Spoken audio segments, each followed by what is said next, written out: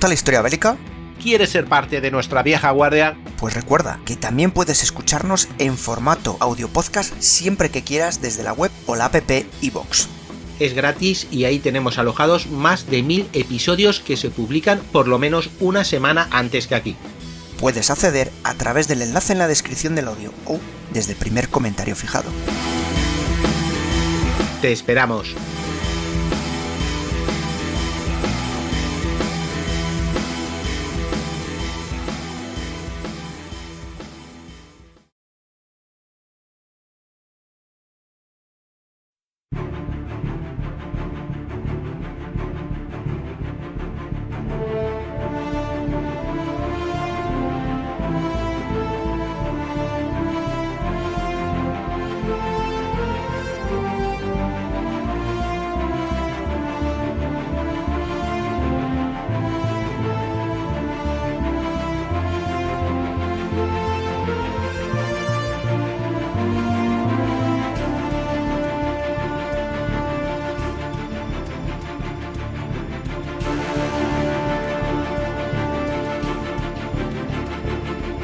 Hola vieja guardia, nos quedan solo 2 ediciones especiales, la de hoy y la del domingo. Para algunos por fin se acaban las fiestas y para otros vaya rollo, ¿no? Se acaban las navidades. Esta vez hablamos de la preparación de la Unión Soviética para la guerra a finales de los 30, como lo que pudo ser y no fue, por suerte o por desgracia, para el Ejército Rojo. Pablo ya había colaborado con otros invitados en otros episodios, pero yo diría que fue aquí. Creo que si no me falla la memoria, fue el primero de estos que propuso el tema y lo hablamos y lo hicimos entre él y yo, justo 4 años hace de este episodio. Luego vinieron muchos otros y muchas otras participaciones más corales, ¿no? Sobre la Segunda Guerra Mundial, sobre todo el Frente del Este, y luego sus experiencias, ¿no? Como reportero de guerra. Se convirtió en un habitual de Casus Belli y en alguien que siempre estaba dispuesto a ponerse detrás del micro. Y aprovecho, y es la primera y la última vez que lo voy a hacer en Casus Belli, para dejar una cosa clara.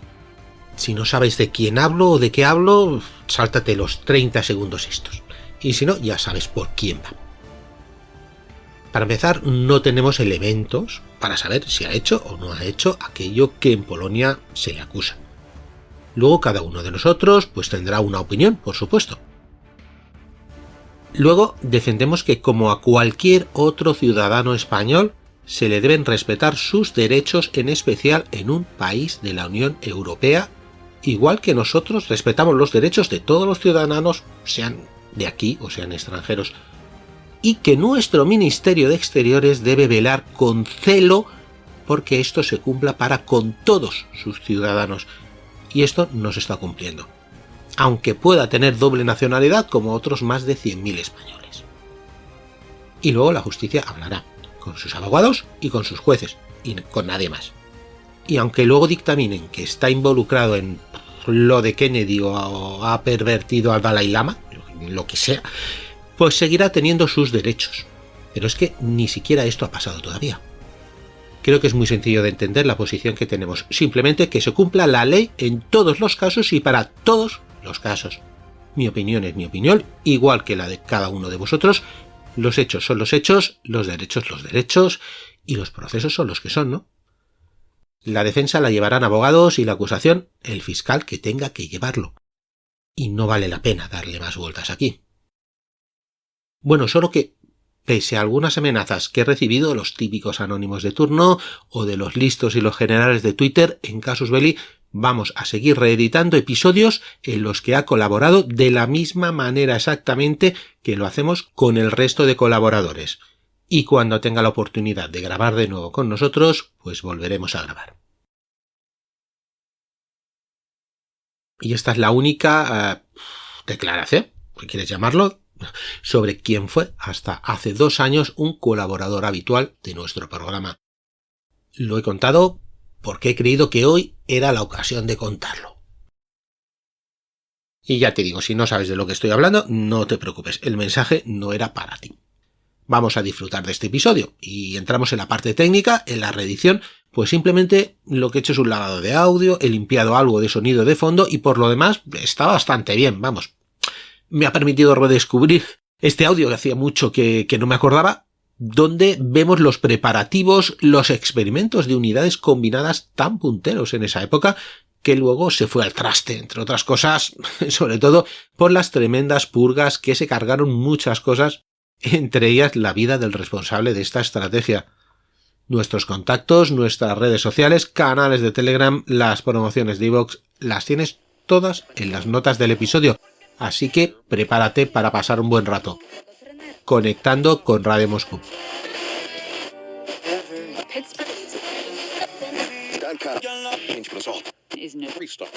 Todos conocemos la Operación Barbarroja, que daría comienzo el 22 de junio del 41 y bueno, pues seguro que has leído alguna vez el despliegue alemán e incluso el despliegue soviético, pero resulta que tenemos que los soviéticos en teoría tenían una puesta definitiva, ¿no?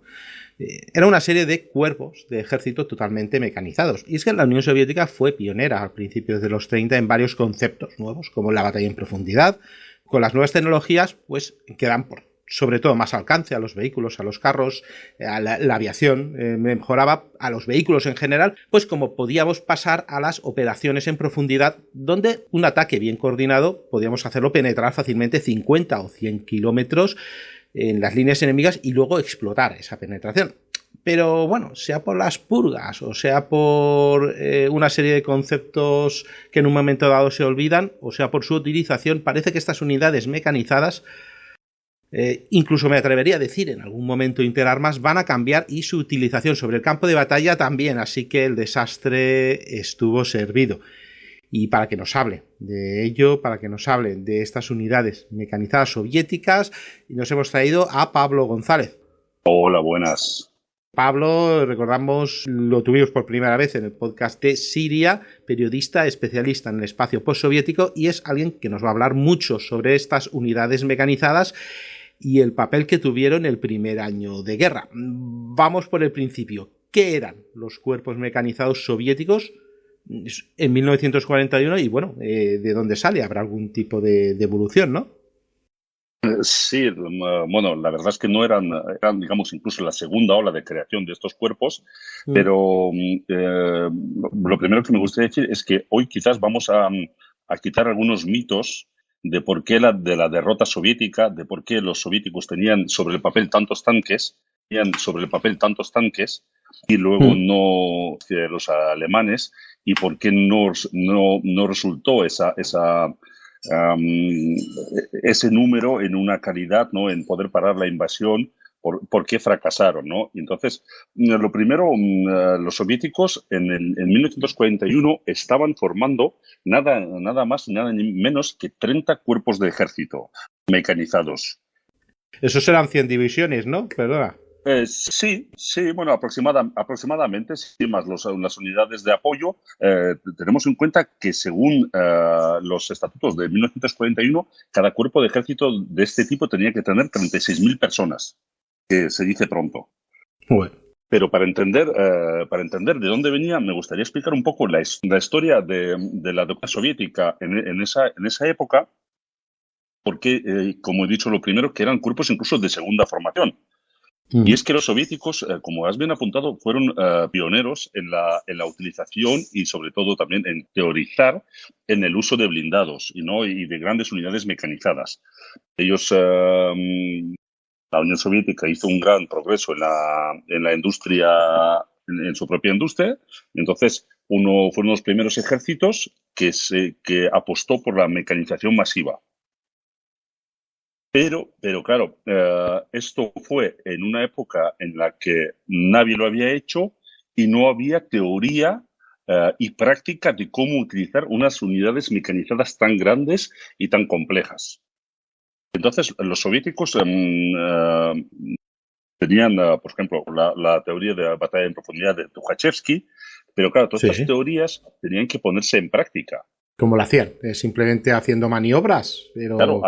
Hacían maniobras como las inmensas maniobras de Kiev de 1935, en las que utilizaron, pues, si no me falla la memoria, unos 60.000 soldados, que bueno, que tampoco era tan raro, porque en esa época en Francia, en Inglaterra, también se hacían, o incluso en Italia se hacían también maniobras, digamos, era un poco demostrar el músculo, ¿no? Pero En la Unión Soviética esto era, se intentó utilizar de manera, digamos, práctica, y también se hacían muchos juegos de batallas, ¿no? Si cualquiera ha leído las memorias de Zhukov o Rokossovsky o otros generales soviéticos, siempre hablan de esas guerras teóricas que tenían en los años 30 entre azules y rojos, que siempre es llamativo, ¿no? Cómo se separaban.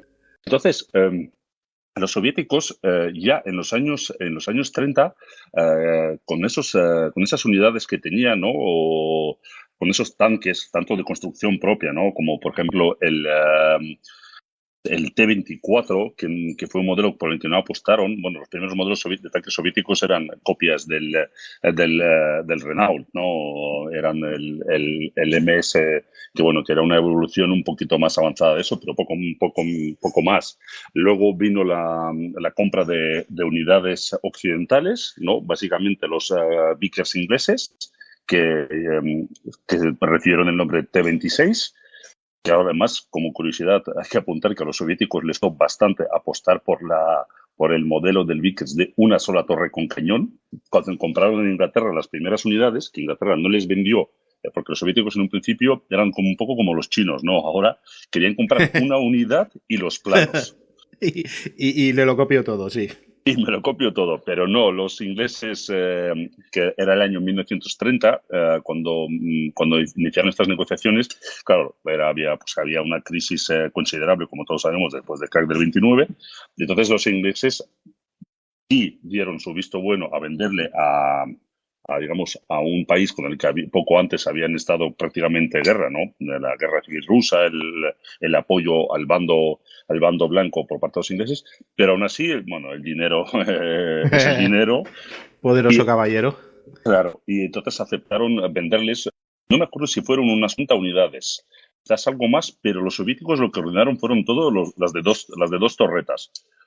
Que eran, pues eso, un T-26, como todos, si os acordáis, es un tanque bastante pequeño, pues con dos torretas. El otro modelo que compraron era el modelo Christie, el modelo norteamericano, que después serían los famosos tanques BT. Y la evolución de los BT a su manera, digámoslo, sería ya los modelos A32, A34, que vendrían a ser lo que dieron lugar luego al T-34, al famoso. Entonces, los soviéticos con estos tanques, más los tanques de producción propia que llegaron más tarde, como por ejemplo el T-28 de 3 torretas, que fue un modelo que es quizás poco conocido, pero sí bastante destacable y de muy buenas características para su época, o el mastodóntico T-35 de 5 torretas, pues todo esto producido en masa, los soviéticos lo utilizaron para formar esos cuerpos de ejército mecanizados. Incluso ellos antes, la primera formación, si no me acuerdo mal, eran cuerpos de tanques, tankovый корпуса en ruso, ¿no? Entonces, tenían esas unidades en maniobra que daban más o menos bien, ¿no? En unas maniobras en las que, claro, por ejemplo, las maniobras de Kiev tenían, si no me acuerdo mal, el ancho del frente eran 250 kilómetros y la profundidad 200. Que es para la época era una cantidad bastante considerable para unidades mecanizadas para afrontar, digamos, la ruptura del frente. Si no, todos nos acordamos que casos 15 años antes habíamos tenido la Primera Guerra Mundial con una guerra de trincheras en las que eso era prácticamente... Eso era toda la frontera entera, casi, vamos, sí. Claro, eso era impensable. Eso era totalmente impensable. Entonces, claro, los soviéticos, en teoría, esto debía funcionarles. La teoría decían que estos cuerpos de ejército tenían que ser organismos autónomos, es decir, que tenían que bastarse ellos mismos para hacer la ruptura del frente, romper el frente y luego aprovechar esta ruptura, ¿no? Digamos, rompemos la línea de frente bien edificada y luego ya entramos, digamos, el espacio libre y ya tenemos libertad estratégica de movimiento. Eso en teoría. Claro, ¿cuáles fueron las experiencias soviéticas reales? Después, ¿qué guerras vinieron? Bueno, estamos hablando del 30, pues aparte, bueno, no te voy a decir la guerra del Chaco, aunque algo tuvieron, pero viene la guerra civil española, que sería el gran campo de pruebas. Un poco más, Etiopía, por ejemplo, podemos decir. Exacto. Me parece que poco más, pero bueno, claro, también tenemos pero eso más tarde, la ruso-finesa. Y te falta una. Toma, Chaco, Civil, Etiopía, Jalgingol, bueno. No, Harkingol. Bueno, lo que te falta no es una guerra exactamente, sino que es una operación en la que emplearon masivamente fuerzas blindadas, que fue la intervención en Polonia, o la invasión de Polonia, o como lo queramos llamar. Ah, bueno, ostras, sí, nos hemos ido muy pronto, sí, que es verdad, que fue esa ocupación, aunque bueno, dicen que sin pegar un tiro, pero vamos, sí. Claro, entonces tenemos estas, bueno, yo destacaría cuatro campos de batalla, ¿no? Contra los japoneses en Mongolia, y o en la China anterior, que lo llaman, Polonia, Finlandia y, por supuesto, España. Sí. ¿No? En todos los casos, soviéticos sacaron unas conclusiones más bien erróneas. Es decir, en Polonia, si bien el uso masivo de unidades blindadas trajo éxito, pero claro, no era una operación exactamente para unidades de tanques. Era más bien una operación para infantería mecanizada. ¿En qué sentido? Porque estaban tomando posesión de un terreno en el que realmente no había una resistencia, en el que no había combates. Entonces ellos tenían que entrar de la manera más rápida y tomar la posesión del terreno. Realmente las fuerzas polacas no se les oponían. Claro, no había una línea de frente armada hasta los dientes que romper. Claro. No es que no había prácticamente resistencia. Entonces los pues sí, eran rápidos, entraron, pero claro, no había diferencia entre unidades de caballería mecanizada a unidades mecanizadas y los tanques. Es más, incluso los tanques, pues a su manera, quizás se puedan incluso mover más despacio en comparación con este tipo de unidades. Después, la otra fue Mongolia, que si Mongolia sí que hicieron un uso masivo de tanques, pero claro, ahí la profundidad del frente fueron de unos escasos 20 kilómetros, 20-25. Sí, es verdad, era un cuello de botella pequeñito, sí. Claro, es un escenario muy concreto, de unas características que no se suelen dar en otros conflictos. Es ahí, ahora y en ese momento. Entonces, el siguiente punto fue Finlandia, en el que sí intentaron utilizar masivamente las brigadas de tanques que tenían a su disposición, o incluso intentando desplegarlas en mayores unidades, pero nunca consiguieron concentrarlas de la manera adecuada, y tampoco el terreno finlandés realmente ayuda para ello. No, y además yo no sé, con el frío había muchos lagos por ahí, sí, debía ser fastidioso, vamos, a lo mejor era para otro tipo de tropas, más, no sé, tal vez si piensas como yo, más motorizadas que otra cosa, utilizo camiones, cañones y luego a pie, no había otra historia ahí. Claro, ahí podrían haber intentado utilizar otras cosas, cosa que, por cierto, al final, que mucho se habla, eso quizás lo podemos hablar en otra ocasión, los resultados de la guerra finlandesa, que los soviéticos al final consiguieron todo lo que se habían propuesto, incluso más. Sí. A un precio mayor del que debían, pero lo consiguieron. Y no cabe duda, ya viendo la perspectiva, ¿no? Pero claro, con el tiempo, una vez que han pasado los acontecimientos a caballo pasado, todos somos muy listos.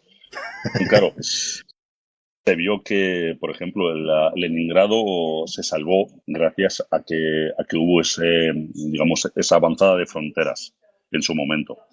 Pero bueno, eso es otro conflicto. Entonces, claro, sí. de Finlandia tampoco sacaron una conclusión, por decirlo de una manera tan fidedigna, tan exacta. Era España, donde sí lo intentaron utilizar, pero la falta de infantería en muchos casos condenó esos ataques. Y entonces los soviéticos le echaron más la culpa a sus propios modelos. Es decir, parcialmente le podemos dar las gracias a la Guerra Civil Española por el nacimiento de tanques como el T-34 o sobre todo el KB. Porque los soviéticos, una de las, de las lecciones que sacaron es que necesitaban tanques que no puedan ser destruidos, con lo que había en el momento. Claro, entonces los soviéticos parcialmente, en vez de sacar, unas conclusiones tan un poco más lógicas, ellos fue un fracaso de sus unidades, pero sobre todo no tanto de sus hombres, sino como del metal que les daban. Porque los hombres que volvían de España hacían sus informes y sus informes decían pues que bueno, eran poco fiables, ardían muy fáciles porque eran todo motores de gasolina o que utilizaban un combustible de aviación de una inflamación extremadamente alta. Por eso tenemos luego que viene una generación de tanques soviéticos diésel. Motores diésel, exacto, sí, sí. Claro, que se demostró, luego los alemanes comprobaron, era sobre todo el combustible soviético, ya sea por su calidad menor o lo que sea, pero claro, era bastante más difícil de incendiar de lo que era normal con los tanques de otros países.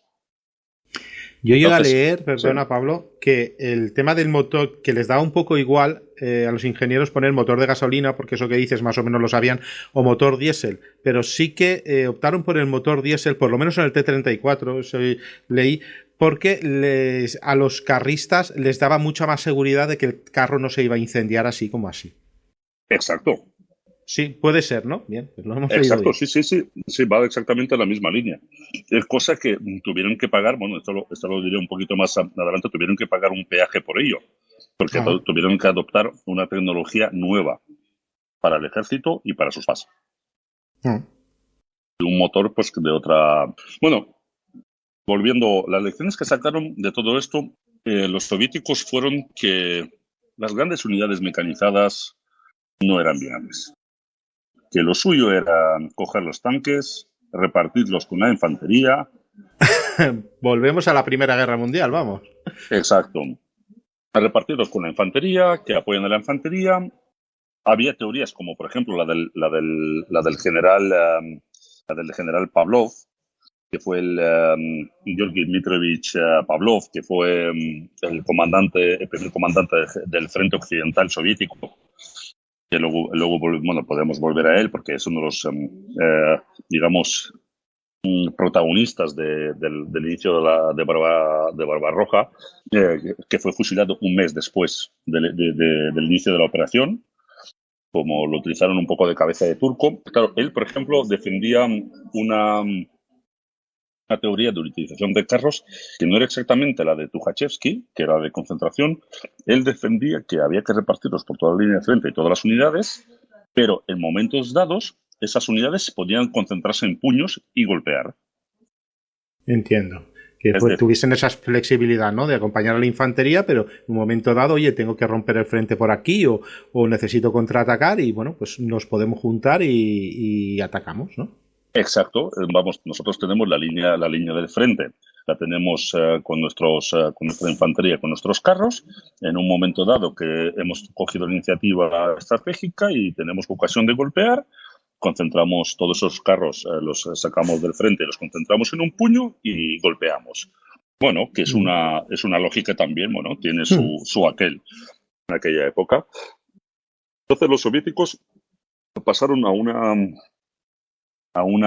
organización basada en brigadas y bueno, y repartir los tanques también en las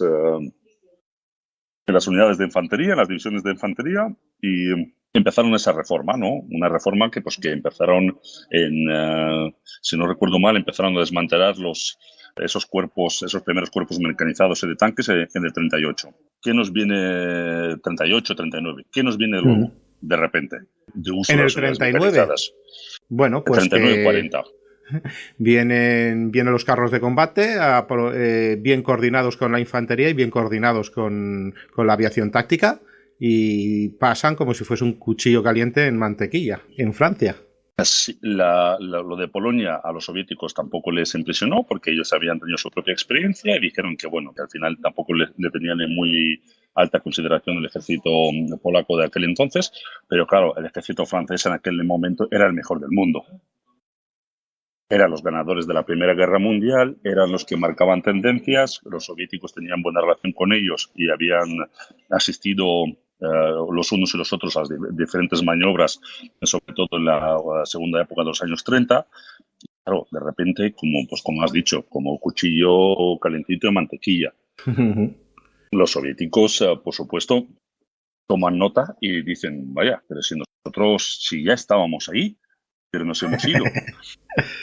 Hay que volver. Y entonces, claro, dicen, vamos a volver y vamos a reorganizarnos en estos cuerpos en esos cuerpos mecanizados. Cuerpos mecanizados que te leo lo que tenían que tener según los estatutos de aquel entonces, de 1941. Tenían que tener 36.000 personas, 1.031 tanques cada cuerpo, de los cuales 120 tenían que ser del modelo KB. Al principio era el modelo 1, pero según según también pasó lo de Finlandia, la experiencia, también empezaron a apostar por los modelos KB2, ¿no? Los modelos que eran en un principio era el KB1BB. El BB viene de Gran Torre en ruso, Balsaya Basnia.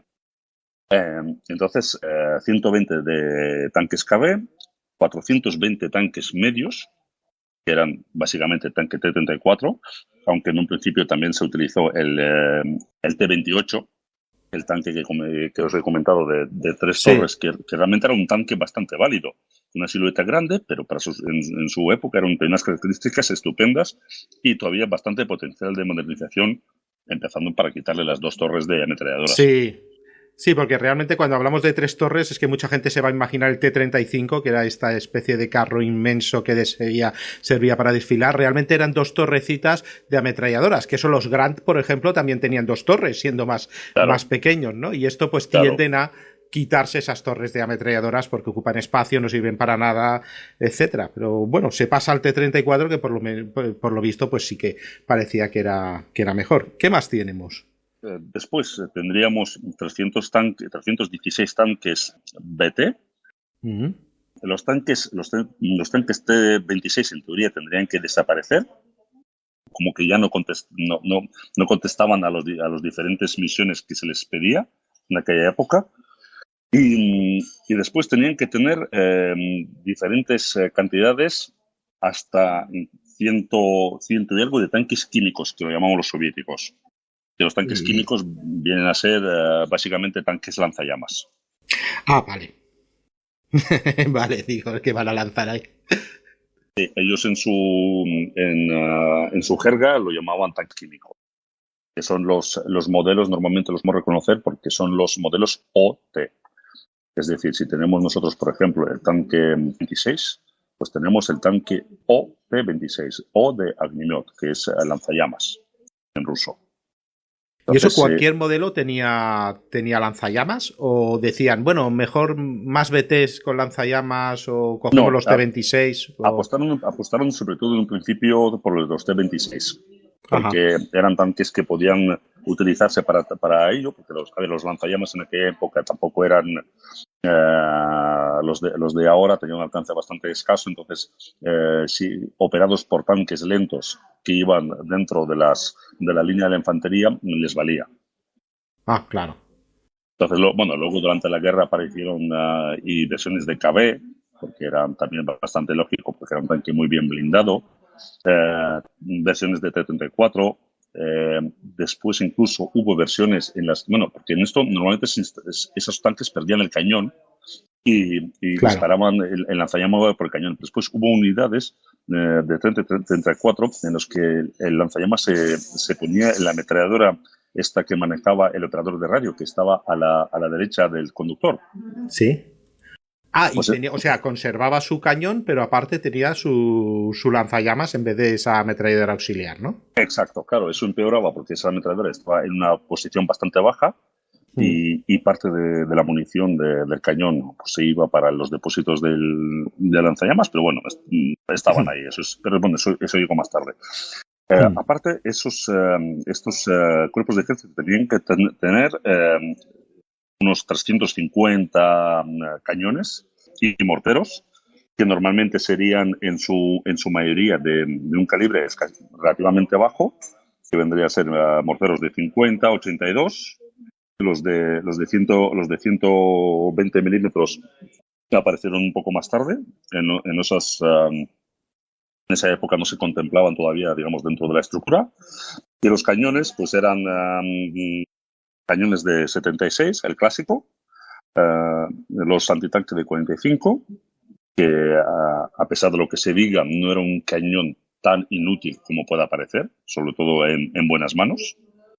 Incluso hay informes de que ese cañón, aunque una versión alargada se llegó a utilizar con cierto éxito contra los Tigers. Sí. Hombre, si lo utilizas de manera correcta y tienes una dotación que está bien entrenada, que lo camufla y etcétera, también tenemos que recordar que los Tigers aparecieron quizás ya no en el mejor momento de la Wehrmacht. Entonces, claro, si tú no tienes los tanquistas de tanta calidad, pues no... digamos, el humano siempre es el que marca la diferencia, que eso que también lo hablaremos.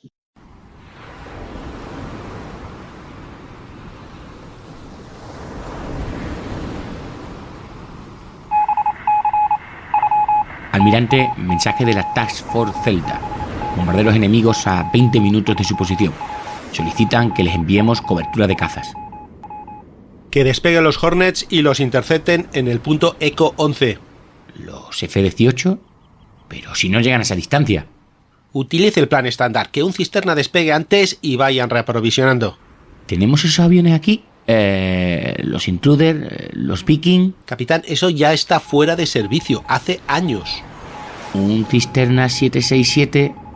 Eso es una aeronave de la USAF y el más cercano lo tenemos a 600 millas. Capitán, le aconsejo que piense bien su próxima respuesta. ¿No me estará insinuando que no ha escuchado el episodio de Fans de esta semana? Es que no tengo el Fans, almirante. ¿Entonces tampoco ha escuchado la serie del Hornet? ¿Ni de las maniobras aeronavales, ni de nada? Es que eso de los Fans costaba 3 euros y es que me lo gasté en una canción del Quevedo. Está agotando mi paciencia, capitán. Es que el Babduni gastaba más, ¿eh? ¿Por qué me mira así? ¿Por qué llama a la policía militar? ¿Por qué abrí esa ventana? ¡No! Me ha fallado usted por última vez, capitán. Bien, continuemos con las maniobras. Usted es el siguiente oficial encargado, ¿no? Procure no decepcionarme.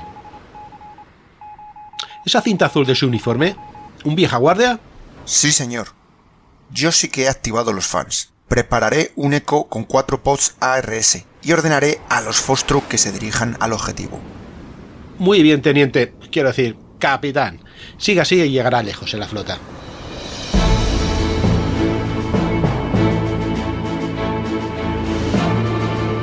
¿Cuánto vale sumergirte en la historia bélica? ¿Cuánto pagarías por acceder a los episodios más exclusivos de los conflictos modernos? La verdad es que no tiene precio, pero te lo ponemos fácil. Por menos de lo que gastarías en un café en la cantina de oficiales, puedes disfrutar de los episodios para fans cada viernes y acceder a más de 800 audios exclusivos del histórico. Y lo mejor, sin publicidad programática. ¿Te unes a la guardia de Casus Belli?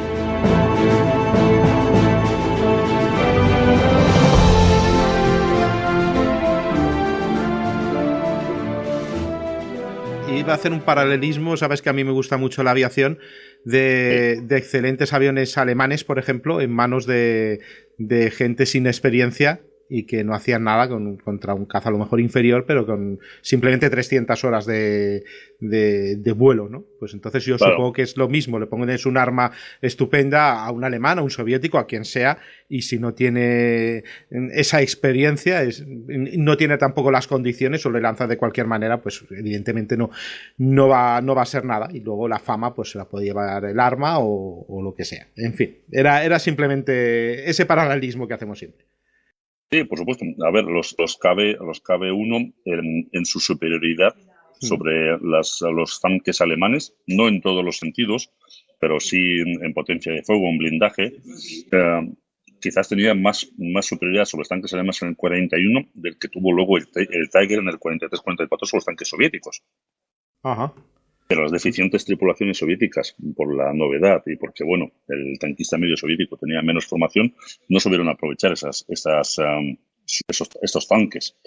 Claro. Que en teoría eran semi-indestructibles, ¿no? Menos casos casos llamativos como el de Konovalov, sí, ¿no? Fue el que destruyó 22 tanques alemanes en una combate. loma o no sé qué. Sí. Esa historia es muy buena, sí. Entonces, claro, no se hubiera aprovechar. Bueno, volviendo a lo que tenían estas unidades, también tenían varios cañones de 122, 152, que empezaban a introducirse en aquel entonces.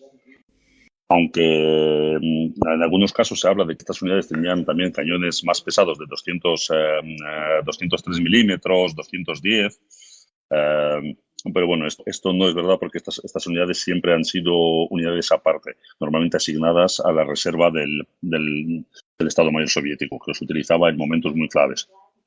Sí, incluso a lo mejor hacía una división artillera para apoyar según qué ofensiva puede ser, ¿no? Se guardaban estos cañones para eso. Exacto. Bueno, y quizás el punto más flaco de estas unidades era su cobertura antiaérea, ¿no? Que solía ser cañones de 37, los más presentes, que según los estatutos tenían que tener 32 cañones de este tipo. 32 cañones de este tipo, más los 4 de 76 milímetros antiaéreos, pues tenemos 36 cañones para cubrir a 36.000 tíos, con sus 1.000 tanques. Malo. De estos cañones, no es una pregunta trampa, es desconocimiento. ¿Cuántos eran autopropulsados? Ninguno. Vale. No lo digo para trampa, pero vamos. Tampoco ninguno. Los alemanes es que tuviesen nada autopropulsado al principio. Pero en el 41, sí, en el 41 eso se llevaba más bien poco. Los Su-76 aparecieron algo más tarde y tampoco fueron tan populares, ¿no? Por sus deficiencias técnicas, que sí que iban bien, pero la tripulación lo pasaba bastante mal, y bueno, porque iban armados con un cañón de escaso calibre para aquel entonces, ya no los 76 milímetros. Aunque sí que podía ser utilizado en doble sentido, ¿no? Eso de tanto como para fuego indirecto como para fuego directo, pero bueno, eso tampoco le solucionaba mucho la papeleta. Entonces, esto que has dicho de cuántos eran autopropulsados nos da, quizás, nos señala uno de los puntos más flacos de estas unidades, que era precisamente la mecanización. La mecanización más allá de los tanques. Porque están muy bien los tanques, están muy bien los números de tanques, pero tú tienes que tener un montón de camiones y un montón de camiones especializados y tractores para arrastrar toda esa artillería y para suplir todos esos tanques de combustible y munición. Y es precisamente en este punto en el que el ejército soviético en aquel entonces y durante toda la guerra, porque recordemos que los camiones, los Studebaker, etcétera, norteamericanos fueron parte bastante importante de la victoria soviética. Sí, aportaron gran parte de la logística a estos camiones. Bueno, claro, yo supongo que dirían, tú tráeme cañones, no me traigas carros, que carros ya fabrico yo en vez de poner camiones. Pero claro, vamos, en vez de traerme Shermans, tráeme camiones. Sí, porque los carros nuestros ya son buenos, están adaptados y nos gustan y están muy bien, pero los camiones sí que no somos tan buenos fabricando. Cosa que, por ejemplo, los alemanes ya tenían camiones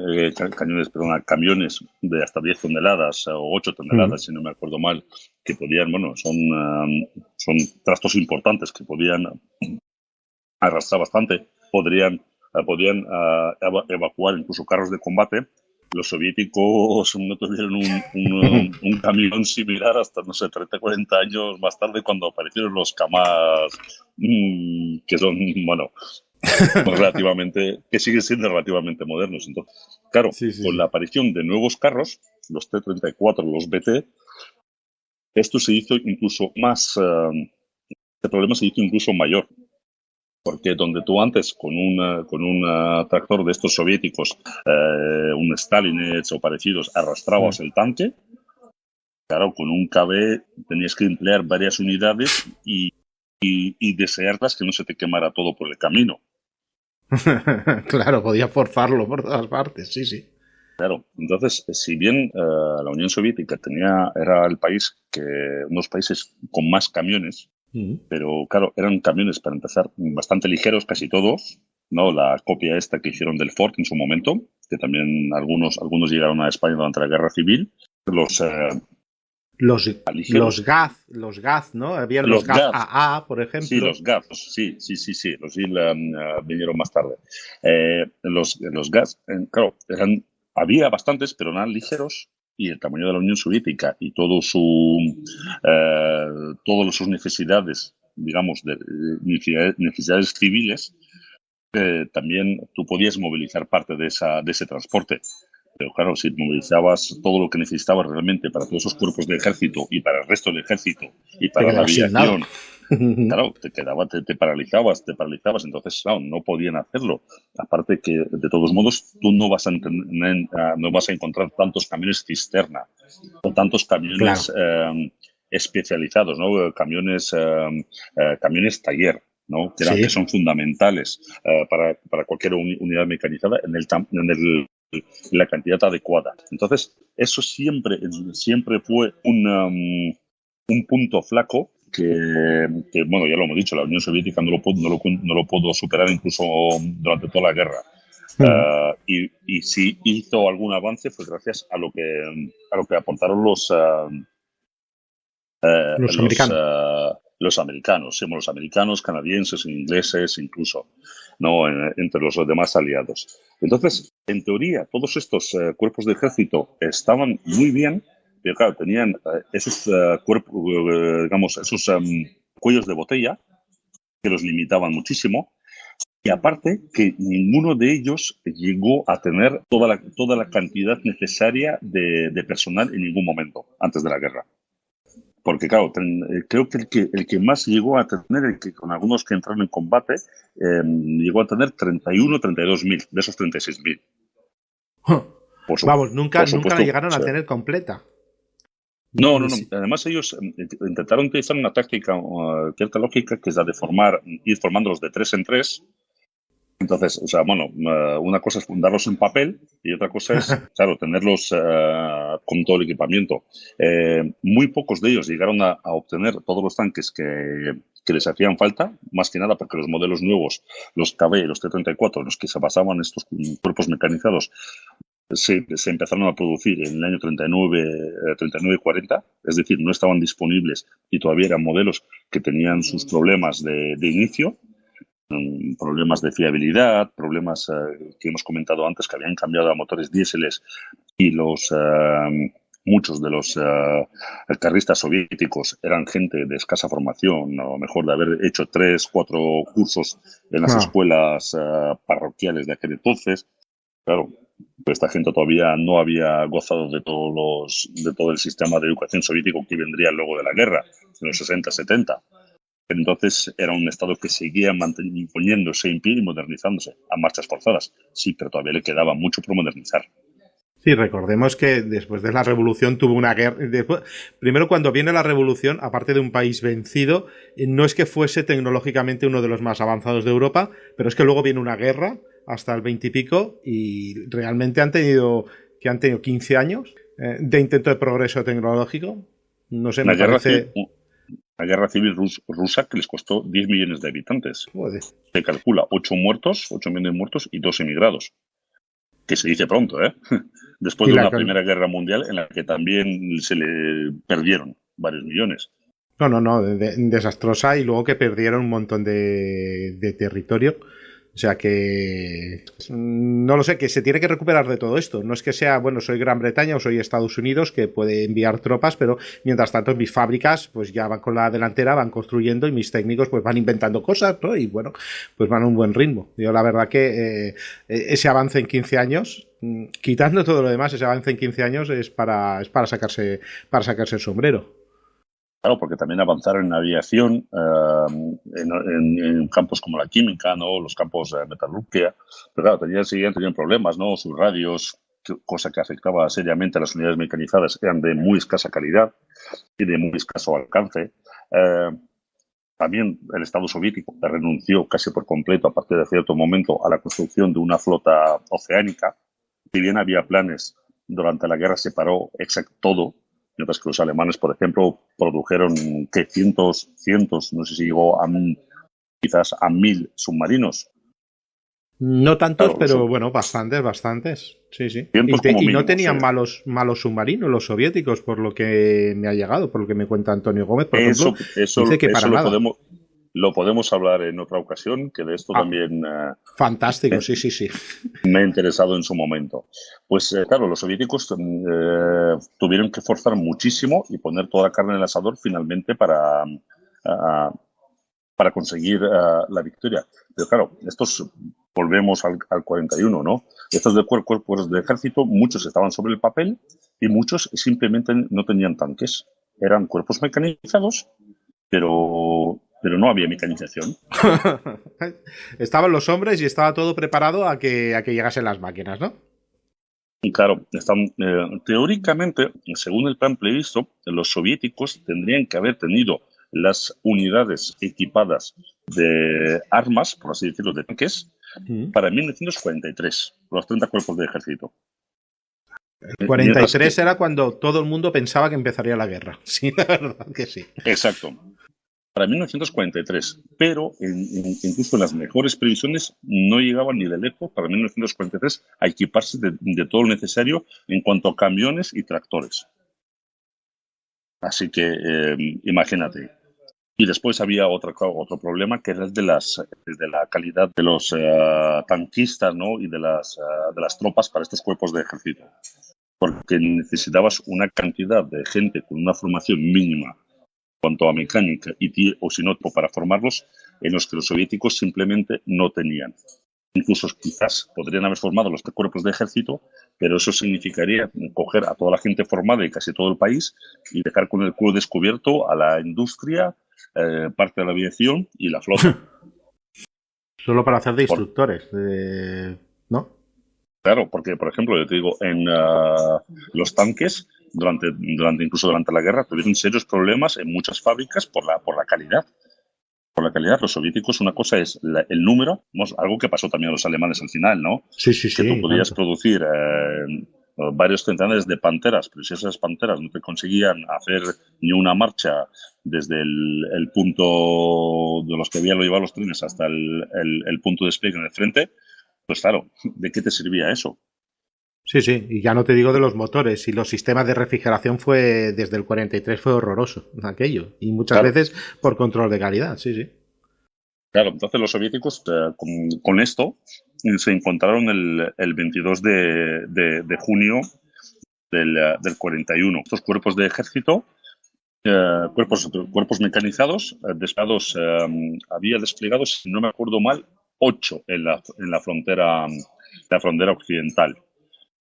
Que al principio se formaron 3 grandes frentes, ¿no? Que era el frente noroccidental, los países bálticos, el frente occidental, que vendría a ser buena parte de Bielorrusia, y el frente suroccidental, o el frente sur, que es la frontera con Rumanía y Ucrania, ¿no? A veces hay teorías que hablan de que si los alemanes hubieran esperado un poco más, o los soviéticos hubieran aguantado un poco más sin que la guerra empezara, eso hubiera sido incluso mejor para ellos, porque hubieran podido mejorar estos cuerpos mecanizados, construir más cosas. Bueno, esto también yo lo pondré en duda, porque las ambiciones soviéticas acababan ahí, porque ya había planes para que en la producción, a partir de 1941 o quizás 42 como máximo, se sustituyeran todos los tanques principales.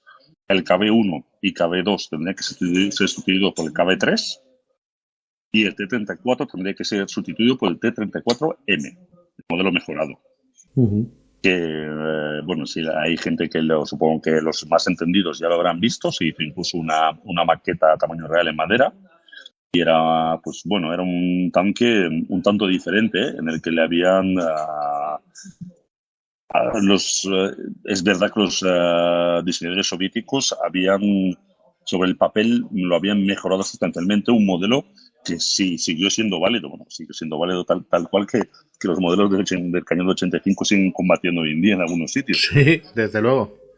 Y todos los modelos de tanques ligeros tenían que ser sustituidos por el tanque T-50, que es un modelo también dentro del tanque ligero bastante más logrado que cualquier tanque BT, que se podría decir que es una evolución de esa idea, ¿no? De un tanque rápido, relativamente bien armado y con un blindaje, bueno, a la soviética inclinado y que hace su función. Pero claro, me recuerda a un Panzer III, pero con el cuerpo de el cuerpo soviético, vamos. No sé, me ha recordado siempre esa torreta. No sé si está inspirado o qué, vamos. Seguramente, bueno, los unos se miraban a los otros, igual que el Pantera tiene parte de su origen el T-34, sí, con esas inclinaciones, pues no, ¿por qué no? Y mira, por ejemplo, una cosa muy curiosa, antes que se me olvide, algunos de los sistemas del tanque del Tiger los habían cogido del T-35 capturado. Porque son sistemas que los soviéticos habían desarrollado para tanques muy pesados y, si no me acuerdo mal, parte de ello, por ejemplo, fue el cambio de marchas y el embrague. Creo que por ahí iban, donde los alemanes cogieron parte de las soluciones que habían ideado los ingenieros soviéticos para T-35. Porque para carros tan pesados era clave. El cambio de las marchas, el eje de transmisión, eso es lo que se lo solía romper normalmente. No estaban tan editados. Exacto.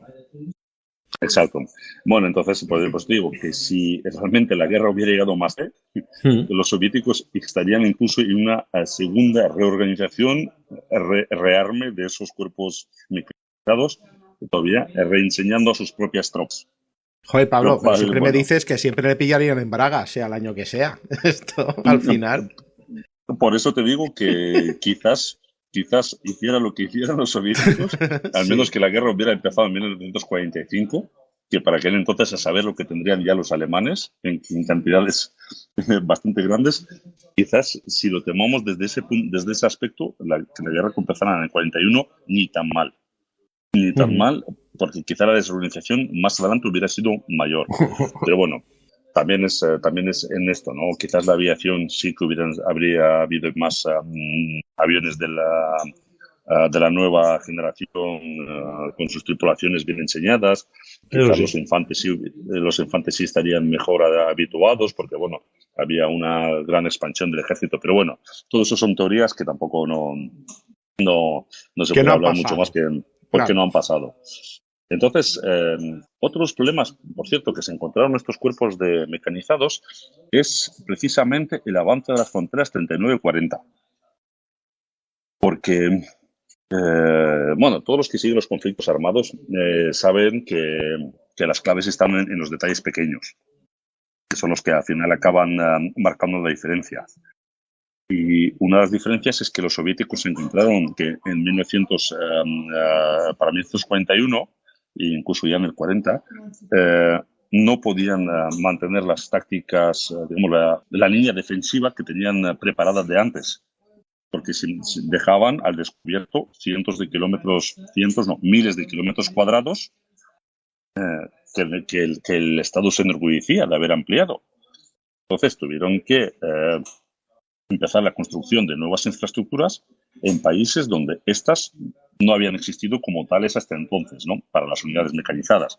Estoy hablando de los países bálticos, estamos hablando del este de Polonia o de Besarabia, ¿no? Unas regiones que a día de hoy tampoco son las más avanzadas en infraestructuras, carreteras, depósitos, etcétera. Entonces, eso fue otro de los puntos negativos con los que se encontraron estas unidades mecanizadas. Y bueno, cuando estalló la guerra, pues todo el sistema de no estar listos simplemente les estalló encima. Y casi el mayor problema fue que no pudieron emplearse en el concepto en el que se había ideado, como un gran puño mecanizado coordinado con otras unidades. No llegaron a hacerlo en ninguno de los grandes escenarios en los que se batieron contra los alemanes, ¿no? Ni en los países bálticos, ni en Bielorrusia, ni en Ucrania. Eso fue, claro, también consecuencia de otro de los detalles que apuntabas al principio del todo, que fue la purga de oficiales. La purga de oficiales y el miedo al actuar sin órdenes. Vale, vamos a ver, tenemos que un montón de oficiales con experiencia, pues nada, ya no existen, vamos, y deja un vacío. Y bueno, por mucho que yo también he oído, bueno, es que subieron oficiales jóvenes con nuevas ideas, tal, pero es verdad, sí, es verdad, pasó. Sí, también, ¿no? Sí, pero claro, tiene otro hándicap, que no voy a tener mucha iniciativa, que a lo mejor me viene el señor comisario político y me dice algo, o yo qué sé, me pueden fusilar, me pueden hacer de cabeza de turco. Claro, iba precisamente por ahí, porque habían toda la ideología soviética de antes de la guerra hablaba de que la guerra se iba a hacer en territorio enemigo, con poca sangre soviética y unas victorias figurantes. Claro, hombre. ¿Para qué? Nos sucede el 22 de junio de 1941. En las primeras órdenes, en las primeras horas, las órdenes son de no entrar en la provocación, porque hasta último momento Stalin y la cúpula soviética no cree que eso realmente sea una guerra, porque si bien habían recibido, porque muchas veces se habla de que habían recibido información fiable sobre el inicio de la guerra, pero es que habían recibido información fiable sobre casi cualquier cosa.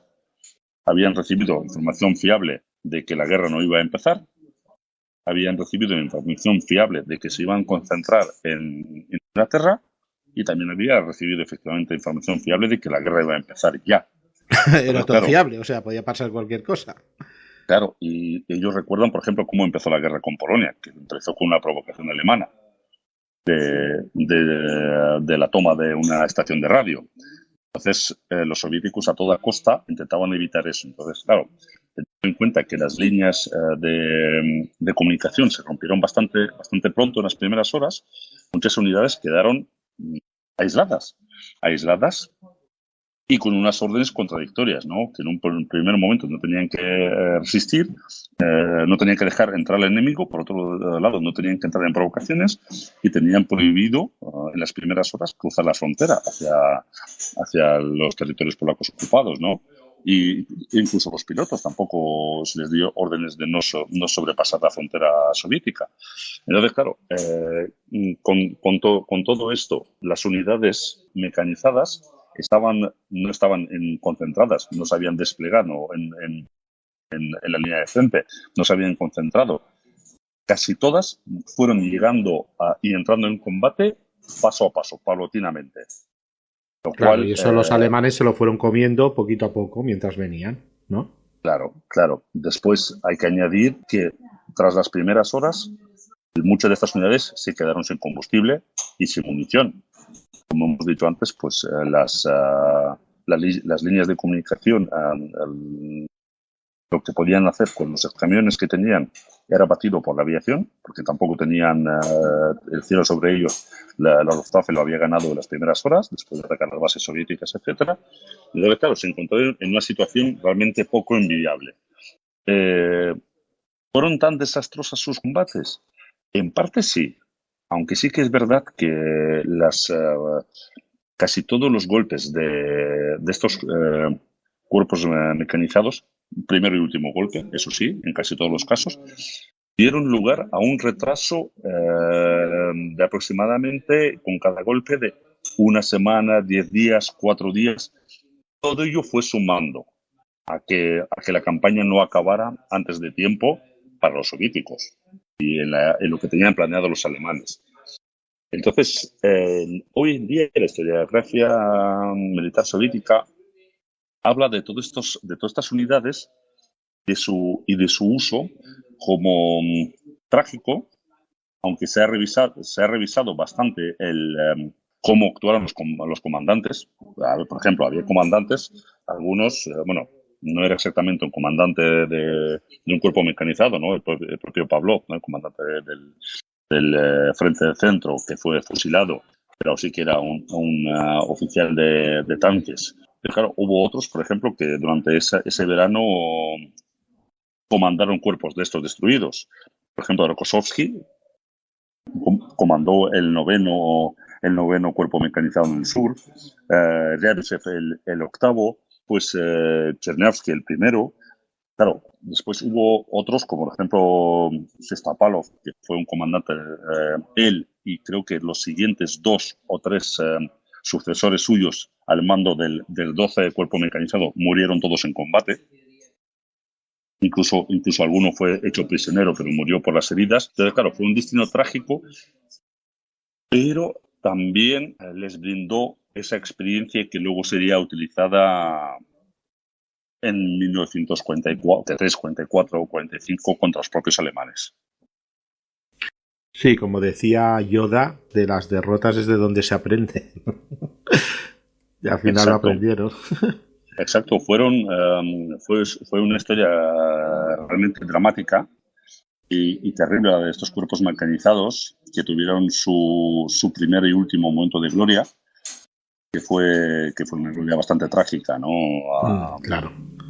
En los peores momentos fue ese ejército soviético antes de la guerra, con toda la tropa que murió en su mayoría en esos combates de 1941, pero que a pesar de todo su fracaso táctico, sí consiguió un objetivo estratégico, que es darle un tiempo vital a su estado para reorganizarse y lanzar todo lo que vino después. Vamos, que lo retrasaron. Que lucharon, murieron, llegaron a retrasarlo para poder defenderse. Y al final llegar tarde también los alemanes se desgastaban, también los alemanes sufrían y tenían baja, pero que sus planes no fuesen tan rápido como creían, vamos. Claro, es que toda esta sangre, todas estas terribles derrotas y a coste de decenas de miles de tanquistas, infantes mecanizados, de tanques, etcétera, los alemanes tuvieron que pagar un precio bastante alto por todo ello.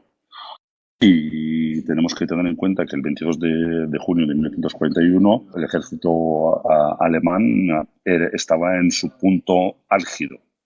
Nunca profesionalmente llegó a ser lo mismo después. Quizás se equipó con mejores armas o tuvo algunos comandantes con mucha experiencia más destacados, pero el nivel medio nunca llegó a ser el mismo después de esta campaña de verano de 41. Sí, bueno, ahí es cuando se empiezan a desgastar, digamos, pues toda la base de los mejores y poco a poco, pues voy a compararlo otra vez con la aviación, ¿no? La aviación japonesa tenía los mejores pilotos del mundo, absolutamente, y poco a poco, campaña a campaña, iban cayendo y esos eran insustituibles. Y esa clase media que tenían no llegaba, no iba sustituyéndolo, pues tal vez lo que dices puede ser eso, que iban cayendo y que toda esa preparación de años de esos soldados, pues claro, no ibas a reclutarlo y en 6 meses mandarlo al frente y ya está, que luego eso pasa en la aviación, que pasa en los carros, que pasa en la marina también. Eso, pues. Claro. Los soviéticos, de todos modos, ya hasta 1943 no pudieron volver a juntar unidades blindadas de semejante tamaño. Eso también es un precio que tuvieron que pagar por estas pérdidas. Apostaron a partir de ahí en diseminar sus unidades blindadas para apoyar a la infantería, porque sí que es verdad que el verano del 41 dejó un miedo a los tanques bastante grande dentro del Ejército Rojo, a los tanques, a los cercos, y entonces se diseminaron las unidades blindadas por el frente para intentar blindar al máximo esa infantería, pero poco a poco la industria soviética fue produciendo sus carros nuevos y llegaron también algunos carros occidentales para tapar el vacío, si bien nunca fueron demasiado populares entre los tanquistas soviéticos, pero bueno, desde luego no son malos carros para nada, muchos de ellos, ¿no? Los Churchill o los Sherman tenían un nivel bastante similar a los soviéticos, cosa que no lo conocían, habían sido diseñados para esa guerra, pero eso es otro punto. Pero bueno, al final este fue el verano en el que murió esta generación de cuerpos mecanizados soviéticos. Y ya. Y entonces, ¿qué enseñanzas sacan los soviéticos y qué enseñanzas sacan los alemanes? Los alemanes realmente sacaron las enseñanzas de que ellos podían destruir a los soviéticos. Vaya. Incluso, sí, de que los soviéticos lo hacían todo a base de... Es lo que nos ha dejado un poco... Tampoco podemos creer a ciencia cierta, ¿no? Las memorias de los comandantes alemanes, porque omite muchas cosas, exageran otras, ¿no? Ellos, por ejemplo, en la mayoría de memorias, como la de Guderian, Manstein, etcétera, ellos al principio casi ni hablan del T-34. Y solo lo empiezan a utilizar solo más tarde para empezar a justificar ciertos fracasos. Mientras que en el primer mes de guerra el ejército soviético perdió más de 1000 T-34, que se dice pronto. ¿Por qué los pierde ahora y luego resulta que era tu coco, ¿no? Por decir así. Bueno, claro, sí. Y en estas memorias nadie era nazi. Nadie. Claro, todo el mundo odiaba a Hitler y tal, sí. Por supuesto, y daba órdenes de fusilar a los comisarios, y pues porque era una obligación, porque Hitler en persona venía a pegarle capones. Claro. A todos ellos. Esa es otra. No, esa fue la conclusión. Realmente los alemanes no sacan las conclusiones adecuadas, cosa que la soberbia les hizo una mala pasada. Una soberbia que los soviéticos también pagaron con mucha sangre. Pero no habría que ser demasiado ingenuo pensar que fue todo a base de sangre, etcétera. Fue una descoordinación y un fracaso en muchos sentidos, pero los soviéticos realmente lo que perdieron fueron unos pequeños detalles. Los tanques no eran peores, sus soldados sí eran, digamos, de media. El infante soviético, el tanquista soviético, tenía menos formación que el alemán, pero los soviéticos podían reponerlo, cosa que los alemanes no. Y al final de la guerra, si vemos las pérdidas en cuanto a combatientes soviéticos y alemanes, sin tenerlos en cuenta los civiles, la balanza, sin llegar nunca a igualarse, pero sí se niveló en una manera bastante sustancial respecto a 1941. Parece mentira que los alemanes sacaron casi todas las buenas conclusiones en la Guerra Civil Española, mientras que el resto no sacaron nada en claro o fueron equivocadas, y aquí en la guerra con Rusia no aprendieron nada. Pero bueno. Ya, sí, esa es otra, sí. Sí, desde luego.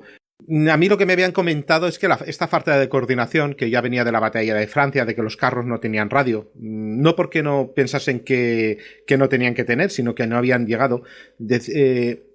Esto se soluciona a partir de, creo que es una copia de una radio británica, creo que así, que empiezan a producirlo en masa y entonces lo empiezan a meter en los T-34, por decir el carro más numeroso, y entonces sí que de verdad empiezan a coordinarse estos, en vez de ver una banderita o ver una bengala o incluir lo que hacía el otro, ¿no? Porque era una de los grandes triunfos, porque siempre me dicen, oye, pero los Panzer III, los Panzer IV eran superiores a los franceses. Digo, no, más o menos estaban, pues cada uno pues para una cosa, ¿no? Pero bueno, es la descoordinación de uno y la buena utilización de los otros, ¿no? Pues yo supongo que, bueno, no, lo has contado tú, que los soviéticos también tenían buenas armas, pero no lo utilizaban tan bien como lo llegaron a utilizar los alemanes en el 41 y bueno, pues, en determinadas ocasiones después, en el 42 también bastante bien, vamos.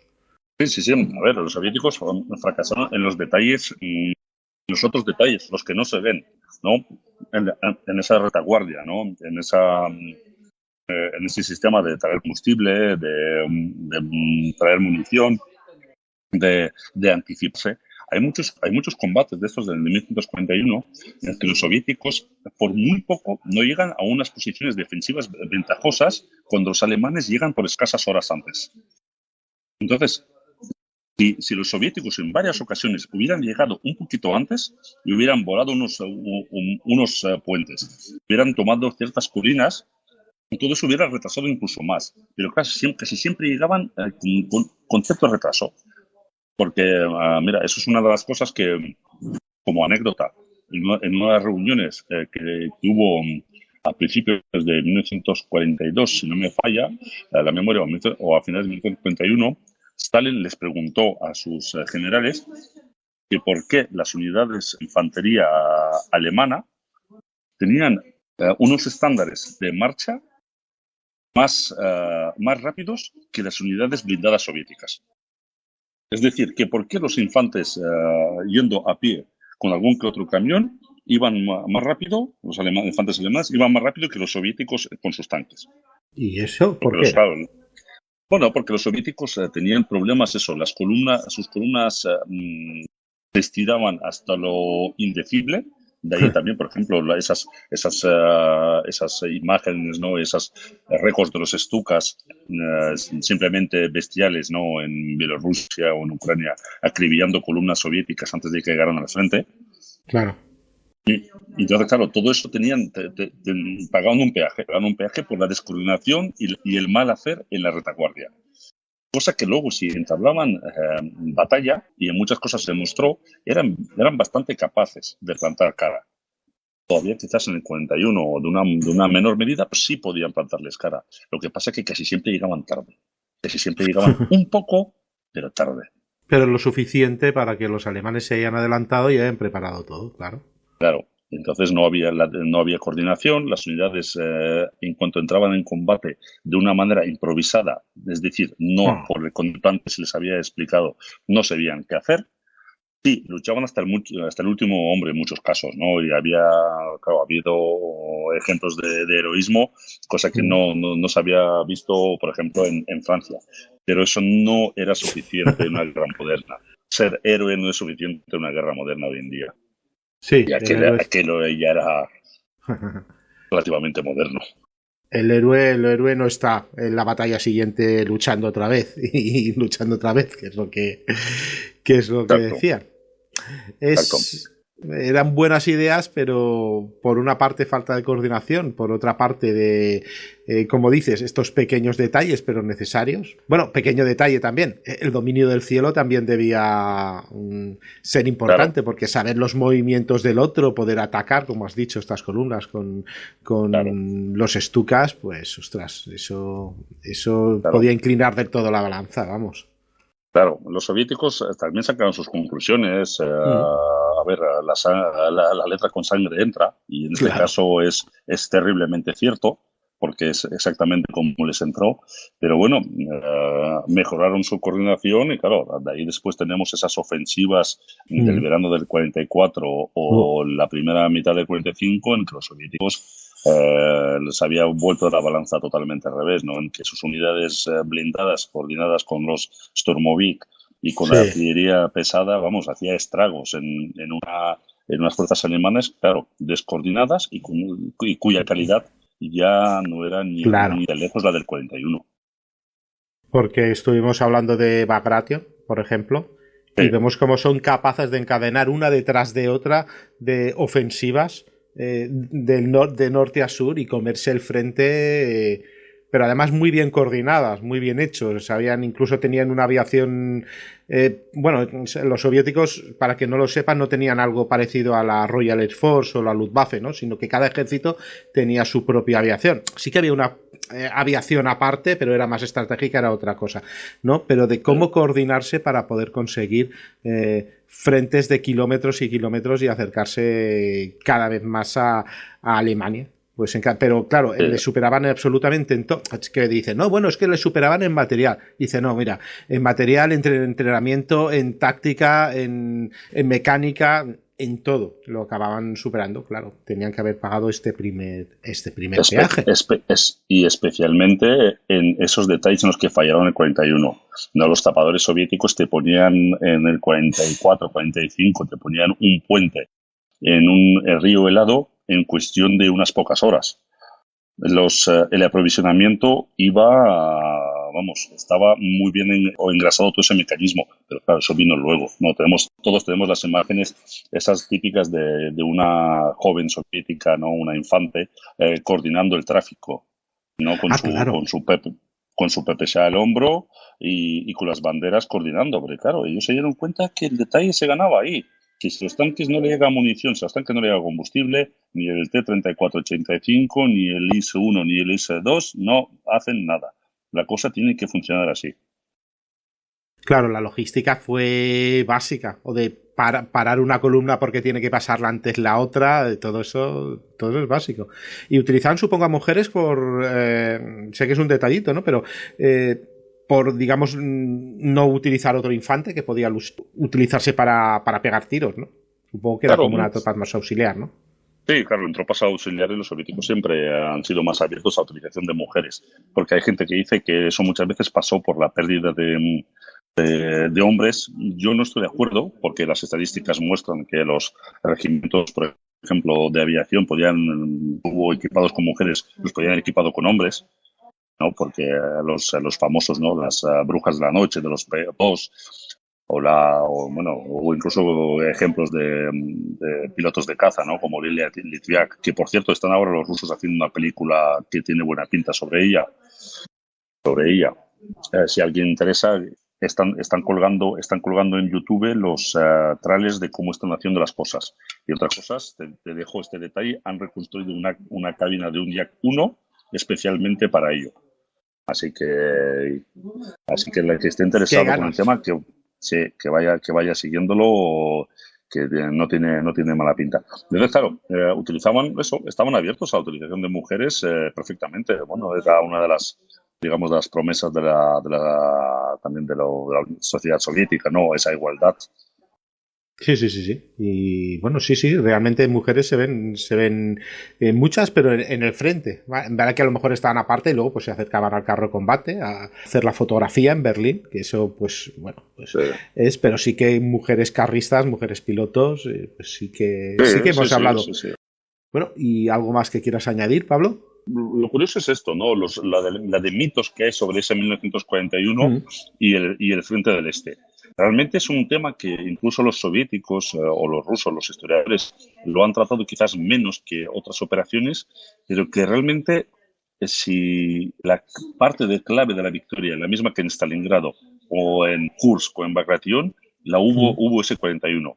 No fue más dramática porque fueron derrotas, pero fueron derrotas que poco a poco le hicieron pagar un peaje muy claro a las unidades mecanizadas y de infantería alemanas, unidades que luego no tuvieron para tomar Moscú, unidades que no tuvieron luego para hacer muchas otras cosas. Ya, también es cierto. ¿Tú crees que estuvieron a punto los alemanes de vencer a la Unión Soviética? Porque hay gente que piensa no, imposible, no, hubiesen incluso tomado Moscú y Leningrado, no habrían podido.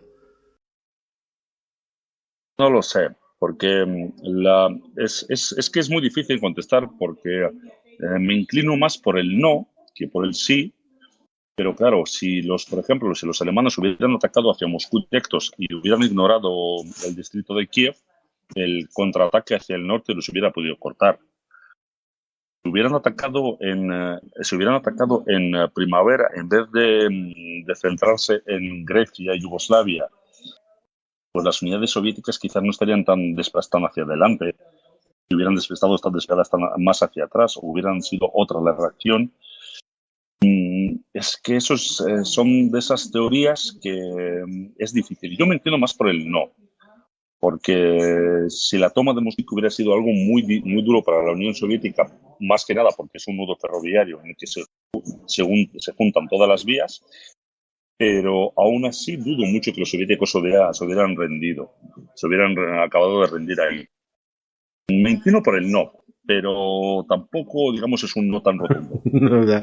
Lo das del todo por seguro. Bueno, sí, yo supongo que es una discusión que algún día haremos un programa de What If, y que, bueno, yo lo he jugado muchas veces en algún Hearts of Irons o algún Wargame también, y bueno, pues a veces ha salido bien, a veces ha salido mal. En fin, bueno, Pablo, pues nada, hasta aquí estos cuerpos mecanizados soviéticos para aguantar Barbarroja, para pagar con sangre lo que pudo haber salvado, lo que probablemente salvó a la Unión Soviética y retrasó a los alemanes, de derrota en derrota a la victoria final, que se llama. Exacto. Y nada, darte las gracias e invitarte a volver a participar, vamos, porque yo creo que nos lo hemos pasado muy bien hablando de nuestras cosas, de tanques, de ofensivas, de rusos, de alemanes. Sí, sí, no, además todavía nos queda ese 41 que yo creo que puede dar mucho en aviación, Sí. incluso en marina, que hemos comentado los submarinos. Mira, lo vamos a dejar aquí así un poquito ahí, Pues la sí. gente con ganas. Sí, porque eso es totalmente desconocido, salvo 4 cositas. Lo de la Marina Soviética, evidentemente no es una Royal Navy o un escenario del Pacífico, pero vamos, se dieron verdaderas tortas. Sí, eso es muy curioso. Y encima si me hablas de submarinos, ya, ¡fua! Me encanta, lo firmo el programa. Perfecto. Pues ya hacemos otro entonces. Pues esto es Casus Belli.